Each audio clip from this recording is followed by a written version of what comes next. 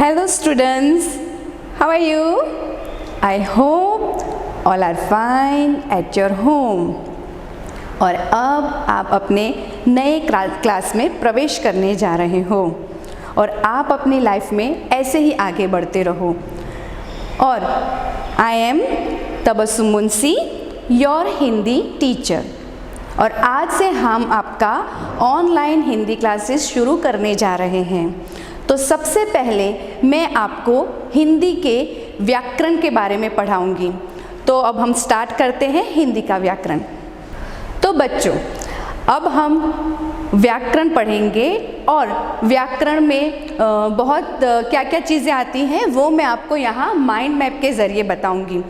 तो सबसे पहले हम व्याकरण में वर्णमाला के बारे में पढ़ेंगे। तो वर्णमाला के दो भाग होते हैं। वर्णमाला को दो भाग में डिवाइड किया जाता है। तो पहला है स्वर, इसे हम स्वर कहते हैं। स्वर को इंग्लिश में वोवेल्स कहते हैं। और हिंदी के जो वोवेल्स है वो 13 है। हिंदी के जो वर्णमाला के स्वर है वो 13 है। दूसरा भाग है वर्णमाला का व्यंजन। व्यंजन को हम इंग्लिश में कॉन्सोनेंट कहते हैं। और हिंदी के जो व्यंजन हैं वो 37 होते हैं। और इस तरह से हमारी जो वर्णमाला है उसको दो भाग में डिवाइड किया गया है, एक स्वर और दूसरा व्यंजन। जब ये स्वर और व्यंजन दोनों मिलते हैं, मीन्स जब दोनों जॉइंट होते हैं, मिलते हैं, तब वो 12 खड़ी का रूप लेते हैं। स्वर प्लस व्यंजन मीन्स 12 खड़ी। ये दोनों के मिलने से 12 खड़ी का रूप होता है। और जब 12 खड़ी के जो लेटर्स है वो जब जॉइंट होते हैं तब उसका शब्द में रूप होता है। और शब्द को हम इंग्लिश में वर्ड कहते हैं। तो 12 खड़ी के बाद क्या बनता है? शब्द बनता है। और इसी शब्द को जब हम लोग जॉइन करते हैं तब वाक्य का रूप होता है। तो इसी तरह स्वर प्लस व्यंजन 12 खड़ी। 12 खड़ी के जितने भी कोई भी लेटर्स हम ले सकते हैं जो भी हम चाहते हैं वर्ड बनाने के लिए। तो इसी तरह 12 खड़ी के जो भी लेटर्स है उसको जब हम जॉइन करते हैं तब शब्द बनते हैं और शब्द के बाद उसके वाक्य बनते हैं। वाक्यों को इंग्लिश में सेंटेंस कहते हैं। तो इसी तरह हमारा जो हिंदी का ग्रामर है उसकी ये बुनियाद है और इसी पे हमारा हिंदी भाषा का ग्रामर और जो हिंदी भाषा है वो टिकी हुई है। तो बच्चों, अब हम सबसे पहले स्वर के बारे में पढ़ेंगे। जैसे कि मैंने आपको पहले वीडियो में भी बताया था कि स्वर वर्णमाला में 13 होते हैं। तो चलिए देखते हैं कि उसे कैसे प्रोनाउंस किया जाता है। अ, आ, ई, ओ, ऊ, री, ए, ओ, औ, अह। तो बच्चों, ये जो हमारे स्वर है उसे इसी तरह प्रोनाउंस किया जाता है। और स्वर जो है वो जो व्यंजन है उसके साथ मात्रा के रूप में दिखाई देते हैं। तो सभी जो वर्ण हैं उनकी अलग अलग मात्राएं हैं जो मैं आपको दिखाती हूँ। अ की कोई मात्रा नहीं होती है, मीन्स अ की कोई मात्रा नहीं है, पर वो सारे व्यंजनों के साथ एक साइलेंट वर्ड की तरह छिपा हुआ होता है। दूसरा आ की ये मात्रा है, दिस इज आ की मात्रा। ये जो स्टैंडिंग लाइन के रूप में आपको दिखाई दे रही है वो आ की मात्रा है। ये छोटा ई, इसको हिंदी में छोटा ई कहते हैं, उसकी ये मात्रा है। ये बड़ा ई है, इसकी ये मात्रा है। ऊ ऊ की मात्रा ये है, जो हिंदी में लाइन के नीचे हम उसको लगाते हैं, और ऊ को भी हम लाइन के नीचे, जो हमारा हिंदी की लाइन होती है उसके नीचे हम लोग लेटर लिखते हैं और उसके नीचे हम ज्वाइन करते हैं। री की मात्रा भी लाइन के नीचे ही हम लोग लगाते हैं। और ए की मात्रा है वो लाइन के ऊपर लगाई जाती है। ऐ की मात्रा, इसको भी हम लाइन के ऊपर लगाते हैं। ओ, ये ओ की मात्रा है। ओ की मात्रा जो है वो अपने ही वर्ण में छुपा हुआ होता है, जैसे कि ये देखो यहाँ पे दिखाई दे रहा है, ये ओ की मात्रा है। सेम मात्रा मैंने यहाँ पर नीचे लिखी हुई है, जो अपने लेटर में ही छुपा हुआ होता है। कुछ लेटर ऐसे हैं जिसमें अपनी मात्रा अपने आप में ही छुपी हुई है। औ की मात्रा भी अपने लेटर में ही छुपी हुई है, वो इसी तरह लिखी जाती है। दूसरा, अम की मात्रा, ये जो अम की मात्रा जो आपको डॉट दिखाई दे रहा है, उसको हिंदी में हम अनुस्वार कहते हैं। इस डॉट को हम क्या कहते हैं? अनुस्वार। इसको हिंदी में एक दूसरा नाम भी है, डॉट को हिंदी में बिंदु भी कहा जाता है, पर हम इसे अनुस्वार कहेंगे, बिंदु भी कह सकते हैं, बट इसका स्वर में नाम है अनुस्वार। और यहाँ पे जो आपको दिखाई दे रहे हैं दो डॉट, इसको हिंदी में विसर्ग कहते हैं। इसको हिंदी में हम विसर्ग कहते हैं। तो बच्चों, इसे अम की मात्रा कहते हैं। ये जो मात्रा है इसे अम की मात्रा कहते हैं। इसे हिंदी में ये जो आपको डॉट दिखाई दे रहा है, उस डॉट को हिंदी में अनुस्वर कहते हैं।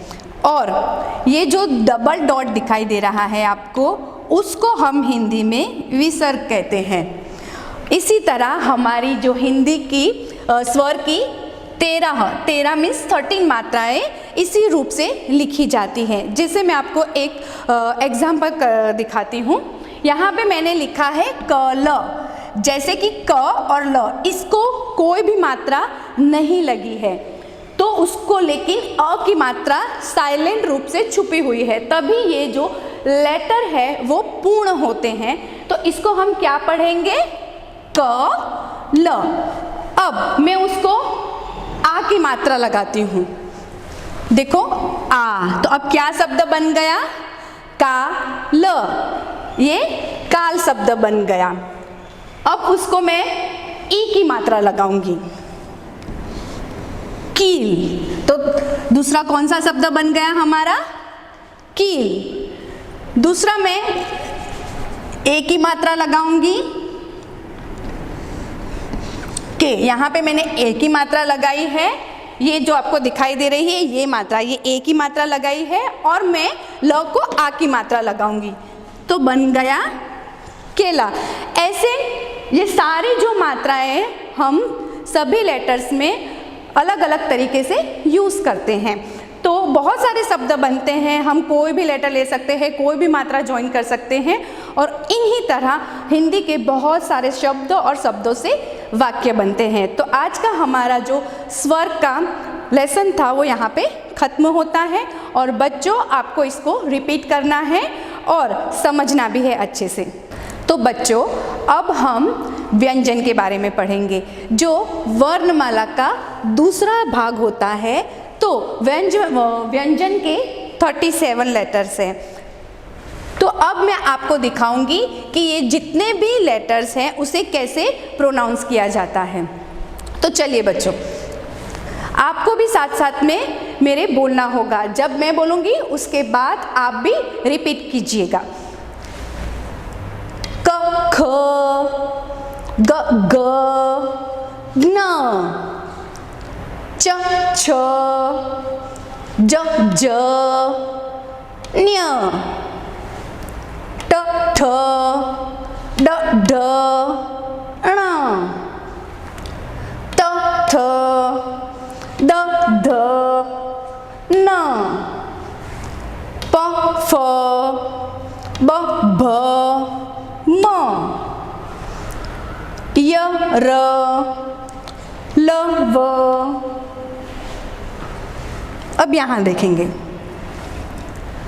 श, श, स, ह, क्ष, त्र, ज्ञ, श्र। मैं एक बार वापस रिपीट करती हूँ, आप सबको भी वापस मेरे साथ बोलना है। क, ख, ग, ग, न, च, छ, ज, ज, न्य, ट, ठ, ड, ढ, ण, त, थ, द, ध, न, प, फ, ब, भ, म, य, र, ल, व। अब यहाँ पे श, श, स, ह, क्ष, त्र, ज्ञ, श्र। तो बच्चों, वर्णमाला के हमने जो लेटर से उसे कैसे पढ़ना है वो मैंने आपको दिखाया। तो आपको ऐसे ही रिपीट करना है। जब तक आपको ये जो लेटर है उनको प्रोनाउंस करना नहीं आएगा, तब तक आप हिंदी की जो रीडिंग है वो अच्छे से नहीं सीख पाएंगे। तो बच्चों, आप सबको हिंदी के ये जो व्यंजन हैं उसको अच्छे से प्रोनाउंस करना सीखना है। तो बच्चों, अब हम 12 खड़ी के बारे में पढ़ेंगे। पहले हमने स्वर देखे, व्यंजन देखे। अब उन दोनों को मैंने पहले भी बताया था कि मिलाने के बाद ही 12 खड़ी का रूप होता है। तो अब हम 12 खड़ी देखेंगे। तो 12 खड़ी में ये यहाँ पे मैंने स्वर लिखे हैं, यहाँ पे मैंने मात्रा लिखी है और मात्रा के साथ उनकी पहचान लिखी है कि स्वर और मात्रा से कैसे जो लेटर है उनका 12 खड़ी का रूप बनता है। जैसे मैंने स्वर के वीडियो में बताया था कि उसकी कोई मात्रा नहीं होती है, पर वो सभी लेटर्स के साथ एक साइलेंट वर्ड की तरह छुपा होता है, तभी वो जो व्यंजन का जो लेटर है वो पूर्ण होता है। तो क प्लस अ क्या बनेगा यहाँ पे?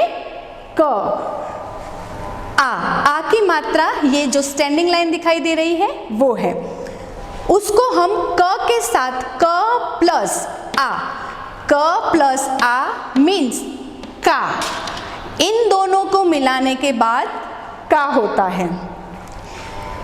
ई, ये ई की मात्रा है, पर जब हम व्यंजन का कोई भी वर्ण लेंगे उसको प्लस करके उसके साथ जब हम मात्रा को ज्वाइन करते हैं तब वो जो लेटर है हमारा 12 खड़ी का वो पूरा होता है।